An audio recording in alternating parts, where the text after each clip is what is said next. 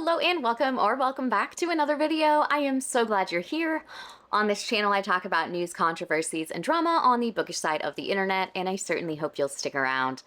You might be able to tell I have a little bit of a scratchy throat, so hopefully it'll still just be fine, but if my voice sounds a little funny, that is why. So, first of all, gotta say, I was on vacation last week in Mexico City for my best friend's birthday and was trying to keep up with all of this in real time so I could at least get the screenshots, since these lads were going to talk about love that delete button. But if you are one of those folks who kept me updated, helped me out, many thanks. And actually, that goes for everyone who's ever helped me out. I am truly so appreciative. Secondly, I've traveled a decent amount, for leisure, obviously I have for work, and Mexico City is one of the most incredible places I've ever been. If you have the chance to go, especially if it's Dia de los Muertos, go.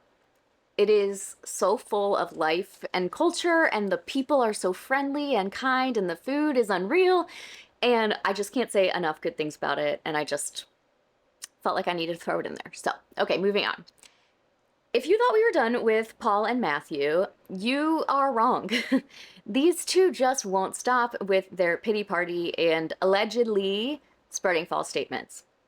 So when we left off, Paul was excitedly telling us about his book being translated to German, while simultaneously pushing the narrative that everyone, including publishers, are out to get him. And now his books are going to be carried by Waterstones in the UK. But don't worry, he made an embarrassing video about it that I will now subject you to.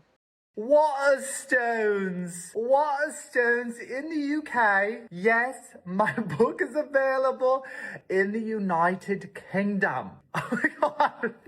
Was that the most offensive accent you've ever heard? Is anybody offended? I'm sorry. So let's try another one. The Secret Ingredient by Paul Castle is now available in the United Kingdom at Waterstones.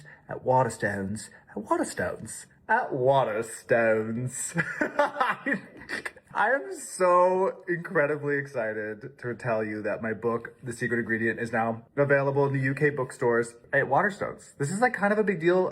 I can't thank you guys enough. Thank you because obviously people wanted it, and so it's happening. It's been published there. If this book does well, the other titles will become available too. So please go out to your bookstores. If you're in the United Kingdom, get yourself a copy. Let's try it. Okay, I'm gonna read a passage. Pringle and Finn slow danced.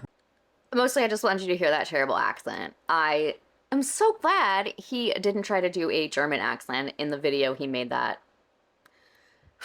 Yeah, that would have been worse. So let's unpack what came next. So if you haven't watched part 1 about this, highly recommend you do to get caught up on the situation. I will link it right here. There's lots of videos about it, but if you want to see mine, that's where you see it. So as could be seen in the first video, a lot of people were discussing the stacks upon stacks of boxes behind Paul that he claimed were filled with books that he ordered for some reason, because physics tell us that this many boxes full of heavy material and stacked 7 boxes high would likely topple over. So this was posted by an account called Old School Book Nerd, who runs an indie bookstore and clearly has experience with receiving stock. Posting in case anyone needs it for research or marketing. Appreciate it. This is what 192 kids' books looks like in real boxes, stacked about as high as you would want to make them, just in case you needed a reference. By the way, indie bookstores are Team Emily as well. So we know Paul said he purchased a lot of books, and if in fact those boxes are all filled with books, and this picture shows us what nearly 200 children's books looks like, he must have had thousands upon thousands of copies. But let's go ahead and watch Paul's video where he tries to debunk the empty box speculation.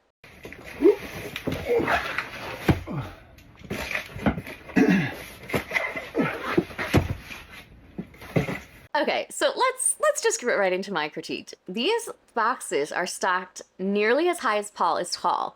I don't know his height, but in relation to where the light fixture is, we can tell that these are actually not far from the ceiling. So just keep this in mind. Yeah, it's gotta be one from the bottom. Otherwise they won't believe it, Maple.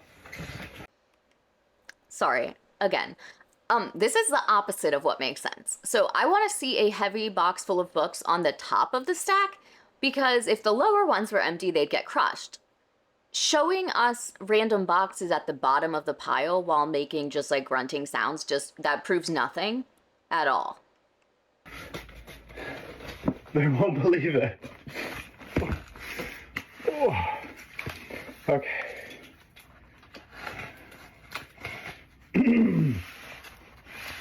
I'm very lucky to have an employee. Matthew and I have help. We have a wonderful employee. Her name is Brenda. Okay, so he's a one-man show when it's convenient for his narrative, and other times he has an employee. Got it. And she's responsible for a lot of the packaging, and she receives all the boxes when they get shipped to us. And I told her afterwards, I said, Brenda, you stacked the boxes so perfectly that people thought they were empty boxes. There were debates online. They said, there are no books in those boxes. They are too perfectly stacked. In fact, one person said, I've worked in warehousing my whole life. Those boxes are too neatly packed. She just laughed. I said, Brenda, stop being such a good employee. Stop packaging the books so perfectly. So do we think Brenda like drives a forklift in this storage room in what I believe to be their house? Because as mentioned, these are incredibly high stacks of books. And even if Brenda is tall enough to reach the top of them, which is unlikely but certainly not impossible, she's putting herself at serious risk for a back injury. And if she actually is an employee and not a contractor, she'd have herself a nice little workers' comp case. Yes, Brenda did too good a job, baby. Oh, and just for posterity, if we're having fun, Brenda's not gonna like this, Maple. Brenda's gonna say I made a mess. Poor Brenda. Yes. Do you want a book? Do you want a book? Are they real books? Are they real, baby? They are real books. These are my books, Pringle and Finn. If you want to get a copy, you can get one and support me and Mr. Maple and Matthew and Brenda by tapping. And there it is. This would not be a Paul video without a plug for his book at the end. Tapping the link. Maple, what are you doing? Maple's trying to open another box.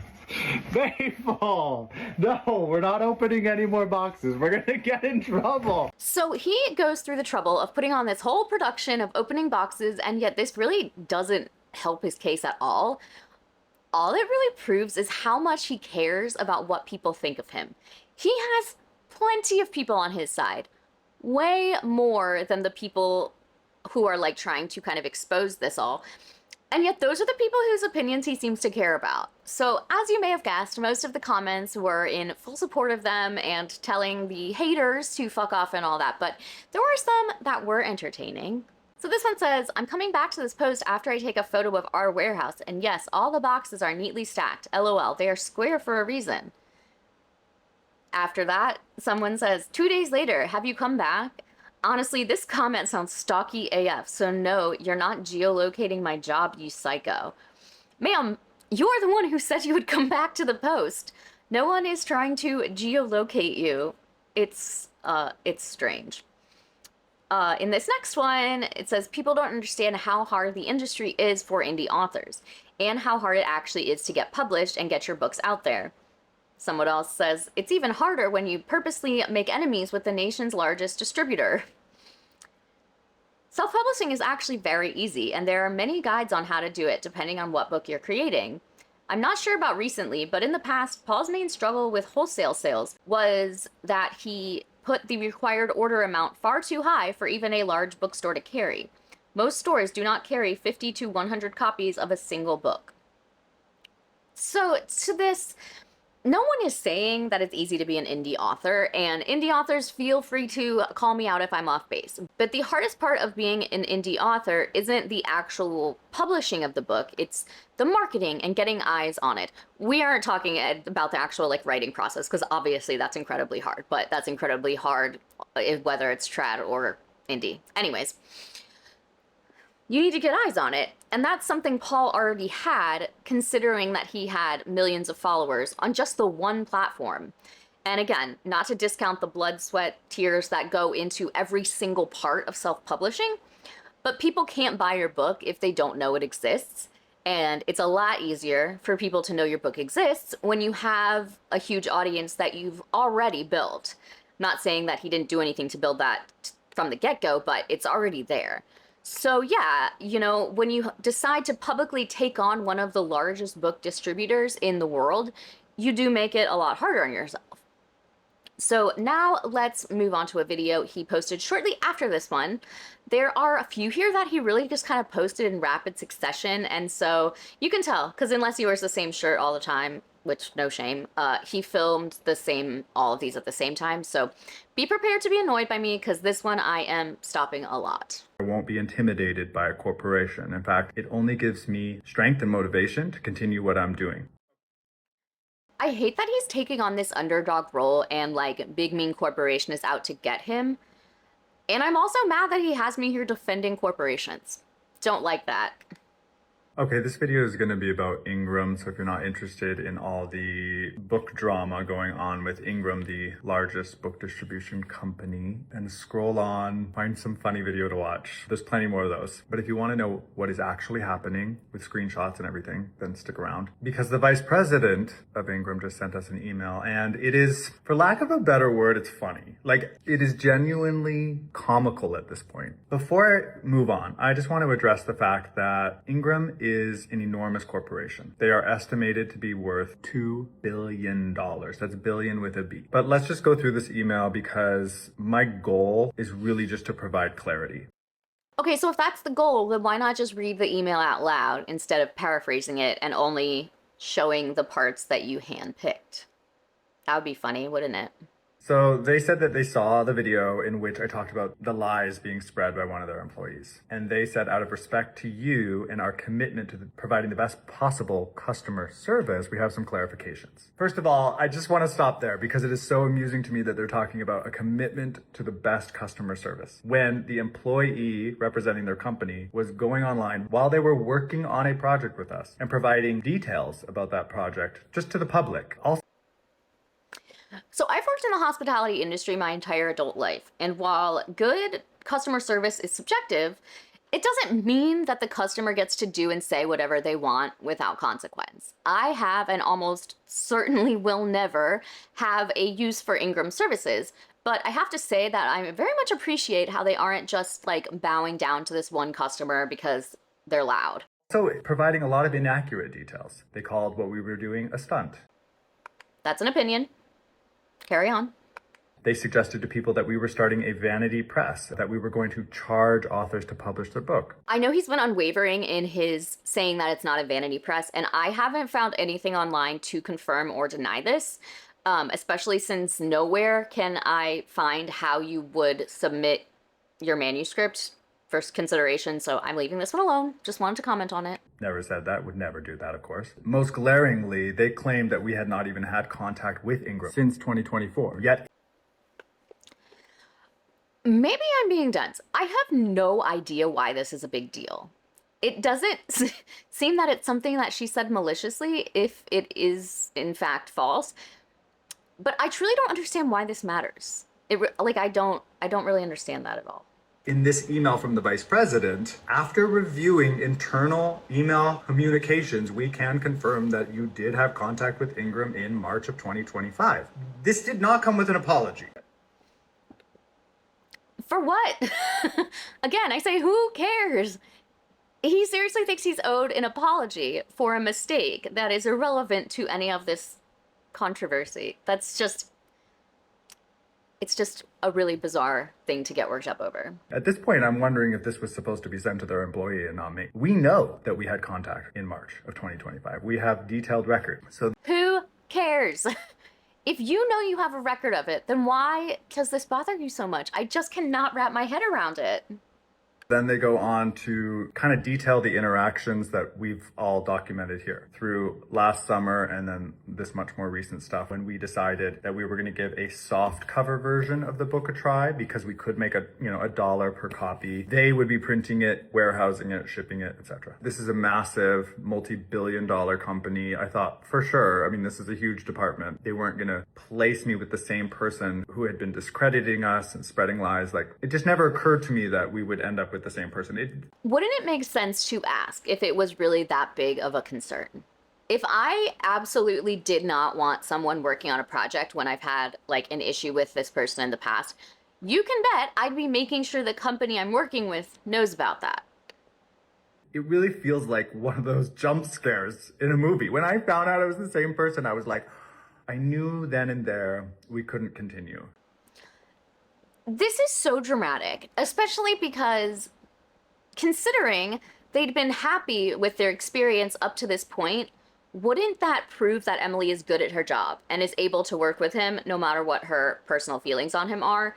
And if he's had no problems, wouldn't that be a good thing? I feel like he's making something out of nothing because he wants to be petty. I mean, I will say, in the email, they said, your account's still open, we can still do the project for you. Absolutely not. They could make a lot of money off this book. Like I said, I would get about $1 per copy. They take a nice big chunk of the profits. But wait, Paul, I thought no one wanted to buy your book because it's about gay penguins. Oh wait. This is not the story he's going with for this video. In this one, he's going to sell 1 billion copies and fuck Ingram because they just lost out on the commission for his sales. They profit off the print-on-demand services. They provide a lot of services. I'm not saying what they do is bad. I think what they do is good. I think the way they're handling this is poor. So this video feels like nothing. Like those were a lot of words to say nothing of value. Don't worry though, there's a part 2, because of course there is. Let's just go right to that. I do want to bring something up that they mentioned in the email though, because it's extremely important to me that you understand I never suggested that Ingram was discriminatory or wanted to censor my book or would do anything damaging to my book. Okay, Paul, I'm gonna stop you right there. You posted this exposing their lies video with this as the caption. We will not be intimidated by a representative of the nation's largest book distribution corporation. As someone who grew up gay and disabled, I am accustomed to advocating for myself in the face of injustice. Thank you for your support through all this.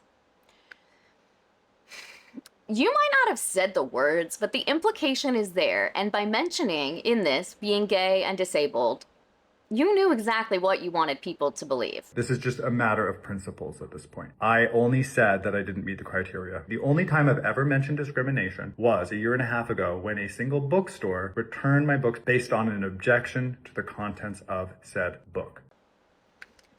Is that the only time he said it explicitly? Possibly.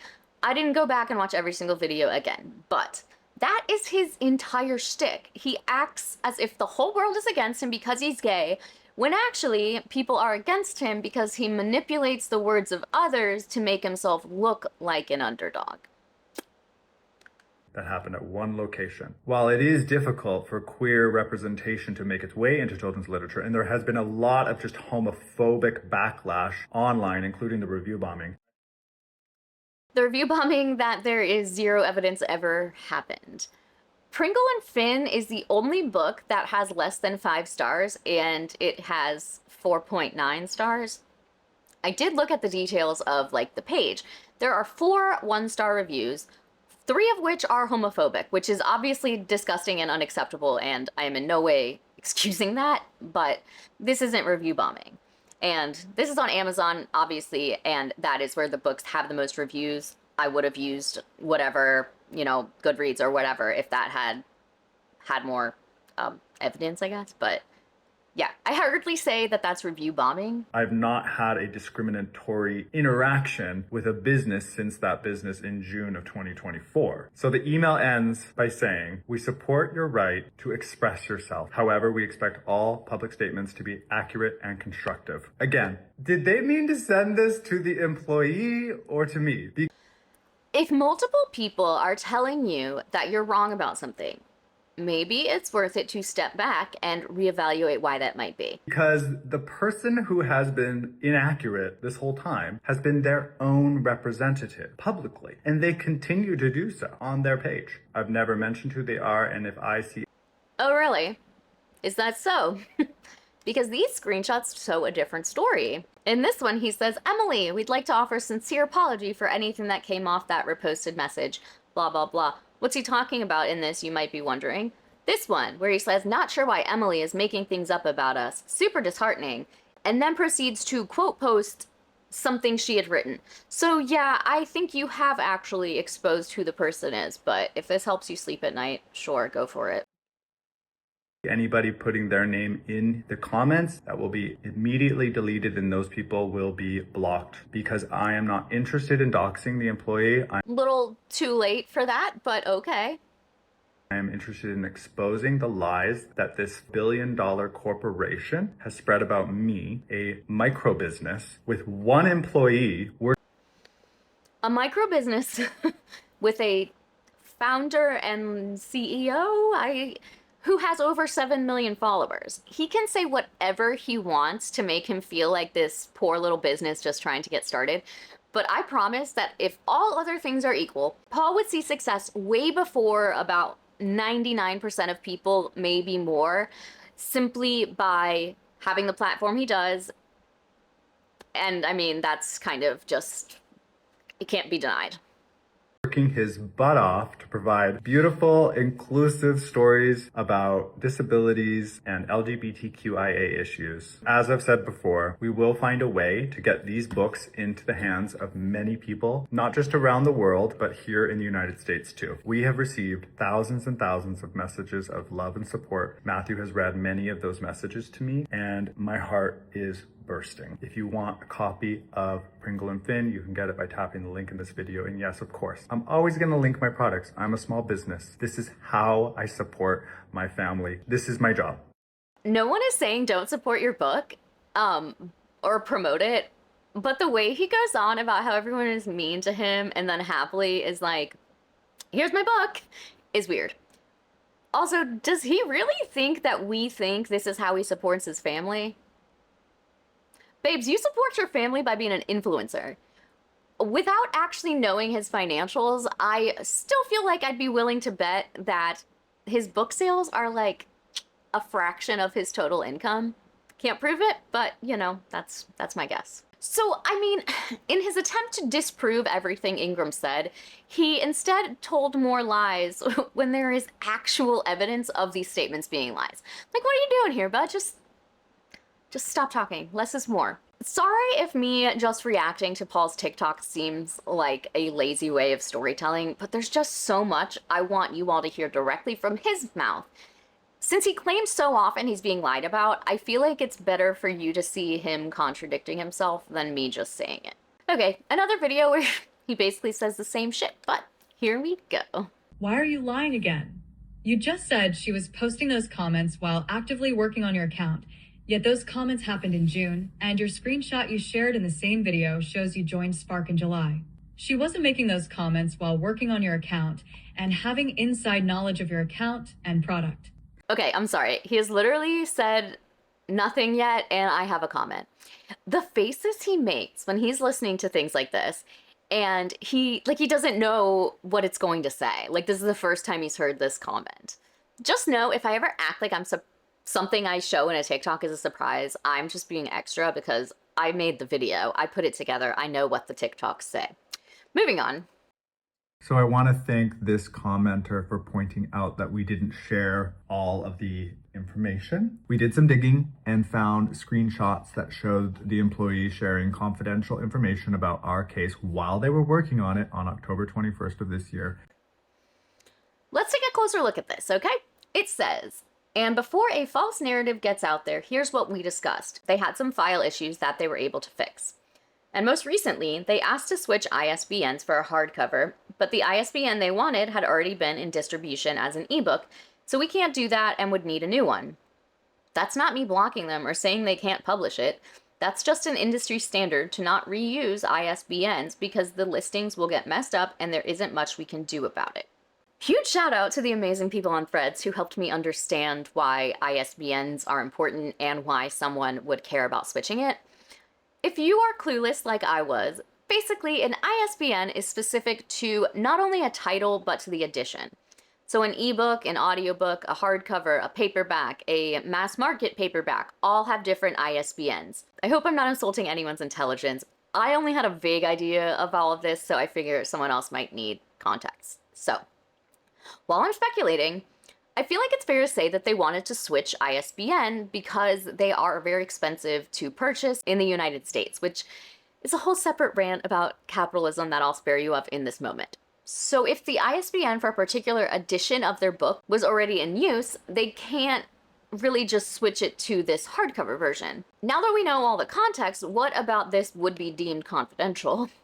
Assuming there's no sort of like NDA we don't know about, what was so wrong about her saying what the situation was? Especially considering Paul was really doing his best to twist things around to seem like a victim. She's literally just correcting something he was once again misleading about. The reason it was hard to find actually is because they deleted it. Why did they delete it? I can only assume Ingram asked them to delete it because that looked really bad. Or, hear me out, it could be because his legions of fans decided to come at her and she didn't want to deal with it. It's absolutely possible she deleted it on her own accord, but personally, I don't think that would prove anything. They were the one assigned to our case and they were sharing confidential information about it. What? Prove it. Show us some proof that anything she said was confidential. I just don't believe that. There's nothing that wouldn't be able to be found easily. What makes that even worse is the fact that the information they shared was something about a little mix-up that we had with ISBNs. No big deal. You are the one making it a big deal. The way this man deflects any sort of responsibility is ridiculous. His platform is quite literally 805 times bigger than hers on their largest account only. And yes, I did do the math. And he is making this a whole big deal when it wouldn't be getting much attention otherwise. But you know how the internet works. The employee put out this information, and the next thing you know, we're getting dozens and dozens of messages saying that we are totally incompetent and don't know anything about ISBNs, and our publishing company will never work, and nobody should ever work with us, and we're horrible people, and yada, yada, yada, you know the rest. So yeah, no one said they were horrible people, but saying you are starting a whole publishing company and yet not knowing this pretty basic concept that someone in the industry should know about is a bad look. And Emily didn't make that the case. You did. Even my pal Don Martin made a video about ISBNs. And look at the comment section. It's about me.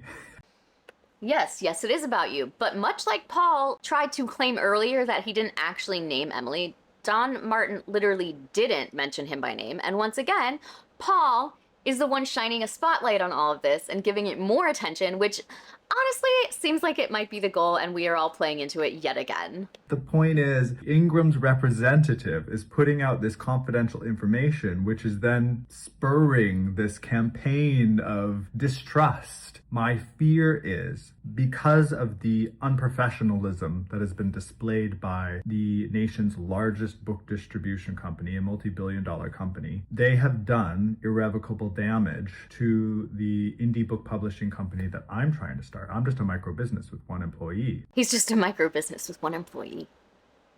I mean, every day since this happened, somebody sends us a new video of somebody calling us liars, scammers, incompetent. What I'm about to say is not necessarily a blanket statement, but I think it's worth saying. And I'm just being fully transparent here. I sometimes don't read every single comment on a video, but for the most part, I do try to read them. And I always feel grateful that the bulk of the non-positive comments are legitimate. They're not just like trolling me about my looks or my speech patterns or anything like that. But for better or worse, I take every comment critical of my opinions and I give them a lot of thought. And sometimes this just, makes me get myself upset when I think that a comment was like unfounded and I want nothing more than to clap back. But sometimes it really makes me think about the way something I said could make someone else feel. All of that to say, Paul needs to do some of that. I know that his platform is far larger than mine will ever be, and he gets thousands more comments than I do. But I think it's really important to take dissenting opinions and give them a moment of consideration. Obviously, there are exceptions, and not everything is said in, good faith, but hopefully you see what I'm saying. I just feel like sometimes people say stuff and it sucks to hear, but sometimes there's something to it. I'm just so grateful that I have a wonderful family. Mr. Maple is down by my feet. I have Matthew, and I have so many people on here, you probably watching this, that give us an incredible amount of support that keeps us going. Oh, and I would definitely be disappointing all my haters if I didn't show you my books, because then they couldn't joke about the fact that I always link my products, because I am an indie author and wannabe small publishing house, and I have my books to share. You can tap the link in this video to get a signed copy from me. I think you will enjoy them. So this was a trickier video to compile because not only do Matthew and Paul like to delete comments, they also delete their own videos, which is their right, but also weird since they are standing firm in their words and don't seem to be like trying to cover anything up. So in addition, they seem to put some videos on Instagram, Threads, and TikTok, and then others only 2 of those places and others only 1. It's seemingly at random. So here's a video I could only find on Threads. I'm just gonna let this one play through before I make any comments. There's a term being thrown around a lot lately, pity marketing.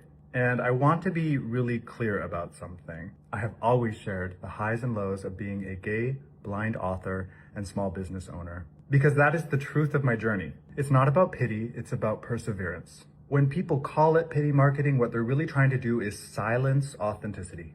And they want you to feel ashamed for being human. And I will not be ashamed, and I am not embarrassed to share my story. I'm not embarrassed to cry on here. I promise I will continue to cry. And I will never apologize for being honest about what it takes to build something from nothing.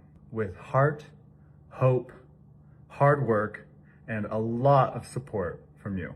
That's not pity, that's power. So Paul seems to be under the impression that the chief complaint here is that he cries on camera for sales. And while that is a complaint, the biggest one is that this is a pattern and that things that he's crying about never actually happened. In other words, being dishonest. He says people using the phrase pity marketing are trying to silence authenticity.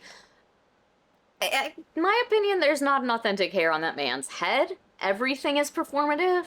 So he's either completely missing the point of what people are angry about, or he's being purposely dense to redirect the criticism towards his dissenters, which is what I believe is happening here. I don't think anyone really cares if he wants to cry on camera, but he keeps using this straw man argument to make it look like anyone who isn't rallying behind him is just being cruel. He's not stupid. He knows what he's doing. This Threads post sums up pretty well how I'm feeling, and I think a lot of the book community is as well. So this user put his 2 videos, the last ones that I showed, Ew, gaslighting a asshole. I've always shared the highs and lows. No, dude, you literally only market your book by claiming someone is oppressing you. You're a rich white male living in a Seattle high-rise. You are not oppressed. Stop claiming people hate your book because it's about gay penguins. They hate your marketing, and you can only market outside the book community because you think you're better than the book community. Grow up. Yeah. As I said in my last video, we all have intersectional identities, and his being gay and blind does not mean that his white male privilege just falls by the wayside.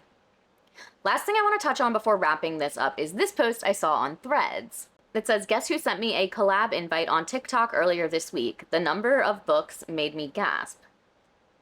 And you can see here, they have sold 45,000 books and have 5-star rating. So I am not the most TikTok savvy. I think we all kind of know that by now. So I did need to kind of like look up exactly what this meant. So a Target collaboration allows sellers to invite certain creators to promote specific products on their behalf. Creators can begin promoting products immediately after accepting your invitation. Products, specifically selected products, visible to specifically selected creators. Commission can be set for each individual product or for a group of selected products. Benefits allow sellers to invite and work with specific creators who can help promote specific products and generate more sales. So essentially, they asked this creator, whose name is Carmen and does not focus on children's books at all, to help them sell their books for a commission. Now, I don't know if they're actually like selectively sending collab requests or what, but it doesn't seem like they were actually doing it thoughtfully and looking for people who have a brand that aligns with theirs. This is just a little bit of information, interesting kind of to note. Okay, actually, one more thing that I want to say. Despite the constant mentions of all the ways that Paul is marginalized, he sure doesn't spare a thought for the trans community, most of which has made it abundantly clear that showcasing Harry Potter IP is hurtful. I'm not getting into any arguments about this, so don't bother commenting if that is like a principle you disagree with, but there is no way that Paul is unaware of the discourse surrounding J.K. Rowling and her active campaign against the trans community. And he's decided to put these prints up for sale anyways. All different kind of like baby versions of characters, and you know, it's just predictable, I guess, to see for these two in particular. Every time I log into social media of any kind, I feel like they've posted a new video, so this is where I'm going to end. But I want to finish up by saying that I know there are a lot of indie authors who watch my videos, and I really want to recommend following Emily on Threads. She gives so much valuable information about publishing through Ingram Spark and just indie publishing as a whole. She really knows her shit. And just scrolling through her account, you'll see so much helpful commentary. She's always open to answering questions, even if they're about Ingram Spark and they're like not at all her department. She's like, hey, send me a DM, I'll see what I can help you with. I'll link her account down below, and even if you aren't an author and you're just kind of curious how self-publishing works, she's definitely worth following. I've found a lot of interesting things that she says, and also, she's just a lovely human being. I've spoken with her in the past few weeks, and she really is just really, really a good person. So, I've decided for the months of November and December, I'm going to mix it up a little with my indie authors and bookish small businesses to spotlight at the end of my videos. I feel like there's just such an overlap in that area, and I thought it would be a great way, you know, this holiday season to kind of help support smaller shops that we love. So to start with, I'm highlighting Drimsy Studio. So here's a fun story. The owner, Petra, reached out to me and asked if I had a P.O. box because she wanted to send me a gift. And this interaction was what finally got me to go get a P.O. box. I've had people ask me in the past and I was just like, no. So yeah, I loved what she sent me so much, and that is what actually inspired me to add this segment like into my videos for the holidays. As always, for full disclosure, she did not ask me to promote these. She is not paying me any commissions on anything. This was fully like, she sent this to me, no strings attached. And I was like, I love this. I want to share it. Hey, do you have a discount code I could maybe give my subscribers? So in her own words, Drimsy Studio does silly pastel art full of adorable animals, and it's just so happy. They sell bookmarks, stickers, keychains, notepads, pins, and original paintings. She also does custom pet commissions, which you can request on her Ko-fi site, and I said it right that time.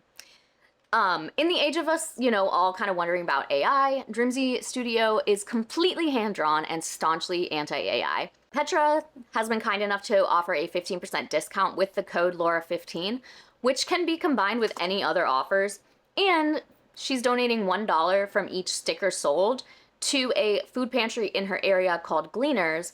With that $1, they can provide 3 meals.